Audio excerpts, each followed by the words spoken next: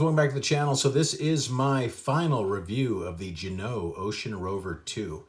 And, I understand all the controversy. So if you're clicking on this this video here to watch this, this is just the review of the watch. I'm not going to talk about any of their, their past or anything else. Okay, so we're only looking at the watch. Okay, now this is, in my opinion, probably one of the best Rolex homage watches. I can't really speak for Squale because I have not looked at one of those homages, but over Steinhardt, I believe this is much better than a Steinhardt. But you got to think about the pricing. This is way higher in price. So that's, definitely, one of the reasons why you'd want to maybe think about getting the Steinhardt, because it's so much cheaper. $400 or $500, you get a pretty nice homage. Me, the way I look at things is, I'll be honest, I wanted to buy this watch. I wanted to buy one, but I don't want to go down the homage path. I just don't. Not because I don't think it's a great watch, because this really is. This Ginault is a beautiful watch. It's made very, very well. But I just don't want to go down the homage path. I felt the same way years ago, and I'm feeling the same way now. Not knocking it, and I'm not going to get into that debate either, okay? So the Ginault Ocean Rover 2. This is from what I understand, like it says, the Ocean Rover 2. It's the second version. This one has a ceramic bezel insert. This one is running the 2824-2 ETA movement. When you buy these on pre-order, you'll either be getting a 2824 or an SW200. Now, the older version, the Ocean Rover 1, had their own version, their own movement, which was pretty much like, in my opinion, a clone of an ETA 2824-2. So I don't know where they sourced it from, where it came from. I have no idea. Probably China, which is no big deal. If if you're into that and it's going to bother you, then yeah, it would be a big deal. But in my opinion, I mean, as long as it's like a 2824, I'm sure it was probably okay. In my own personal opinion, I'd rather know that it's a ETA 2824 or a SW200. That's how I look at it. So anyway, let's get into the watch real quick. That's the movement, which is, of course, 2824 running at 28,800 vibrations per hour. 40-hour power reserve. Very nice movement. It's in a lot of watches. It's in this one, which is my Breitling Super Ocean. Great movement. I cannot knock it. Let's get the dimensions out of the way real quick. It is sized like a Rolex. So we are coming in at 40 millimeters from side to side. Our tip to tip is going to be at about 47. And let's do that on camera so you see that. 46.6. Our thickness is coming in at 11.9. Okay, so just about 12. So that's a nice size. And 40, like I said, across. 20 millimeter lug openings. So 20 mil bracelet. This bracelet is amazing. Okay, it is a great bracelet from what I can gather. It's just like the it's modeled after the Submariner bracelet, and with the glide lock, so very easy to adjust. Very nice. They did a great job with that. All polished on the inside, so no hot spots. I wore this quite a bit, in the past few weeks, and I haven't had any hot spots. No issues at all. The dial is done very, very well. It's an inky black, shiny dial. It has a sapphire crystal, of course, applied indices. This is the Smurf loom, so it's going to be blue. And, this is probably, it's a combination of many different Rolexes in the past. So you have a 5-digit case. You have the newer ceramic bezel from the 6-digit Rolexes. You have 5512, mil sub style hands. So I mean, or 5517 mil style hands, the arrow style. Which, what's really funny about that is that the original 5517 had Mercedes hands, and the 5517, when they were contracting these from the British, I believe the British Navy, they wanted what Omega was doing. Omega, the Seamaster, which was also a military watch, had the sword hands, and that's what they wanted for the Rolex. So that's a little bit of history there, which some people may not know, and I think that's very cool because the Omega Seamasters of those days, the Seamaster 300, were awesome watches, and that's the handset that they use. So that's what they wanted Rolex to use. So that's why it's very rare. Those models are super rare to have that handset. So anyway, that's just a little bit of history. They're using the trip lock crown, trip lock tube there and everything. You can see, let's hack it. You can see how big that tube is. You see that giant O-ring there. So that's very nice. And you know, it really reminds me of the Submariners that I've owned. Hand winding it, tightening it up, everything. I mean, it works the same way.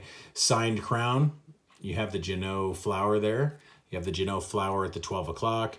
Kinetic continuous ocean rover, 1,000 feet, 300 meters, submersible maritime precision chronometer. It is not a certified chronometer. It's just a precision chronometer. So they do regulate these movements. You will get good accuracy, but they are not chronometer certified, okay? Chronometer on the dial, if it said certified chronometer, I'd want to see some paperwork, but it's not certified chronometer, it's just chronometer. You know, a chronometer is a timekeeping device, okay? So they're not entirely wrong in putting that there on the dial. So I think that's fine. Beautiful hands, beautiful indices. I like the way it looks. Hand built in America. They can't put built in the USA or they can't put made in the USA, okay? So they're putting hand built in America. A lot of these parts are sourced all over the world. I'm sure a lot from China and different places. And then from what I understand is they assemble them here and regulate them here. So that's what they're saying. Like I said, I'm not getting into the whole debate stuff or any controversy, but beautiful brushing. It really reminds me of the brushwork on a Rolex. Very, very close. Looks good. You got that polished chamfer up at the top, which Rolex doesn't even do anymore. Tudor does, but Rolex doesn't. And then polished on the sides.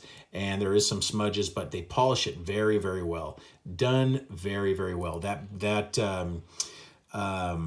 bezel, also 120 click bezel. That's also got a very nice coin edge like the Rolex. And it's done well. 120 click. And it's very satisfying. Clicks very well. Done very good. There it lines up perfect. Little, not really much backplay, but done well. They have a red second hand. Nods to the, possibly harkens to the, Yacht Masters, I guess, on a Rolex. That's the only model I really know of having it. There's your case back. Very sterile, not a whole lot to it. Just says Ginault, 1,000 feet, 300 meters, stainless steel. Solid end leaks, of course. Everything's solid. This is a solid watch. It's a beast. Okay, it's done very well. When you're wearing this watch, you feel like you have a Rolex Submariner on your wrist. You really do. And that's another reason why I would want one, only because looking down at it and seeing it on the dial, it's a Ginault.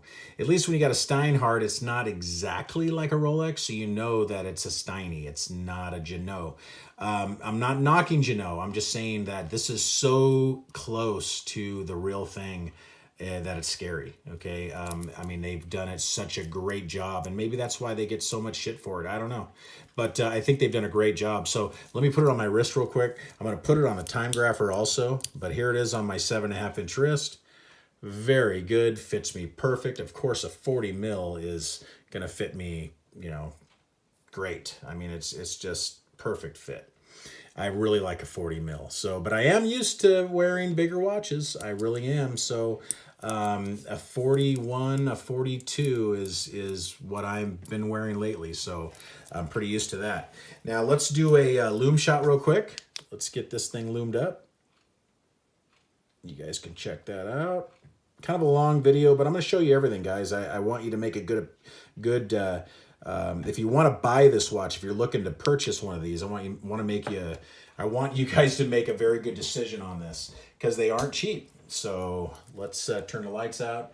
This is that blue loom, BGW9. So it looks really good, and they applied it very well. It's all even, nothing out of the ordinary there at all. done very, very well. You hear my cat in the background scratching. Pain in the ass. But anyway, so let me turn the other light on.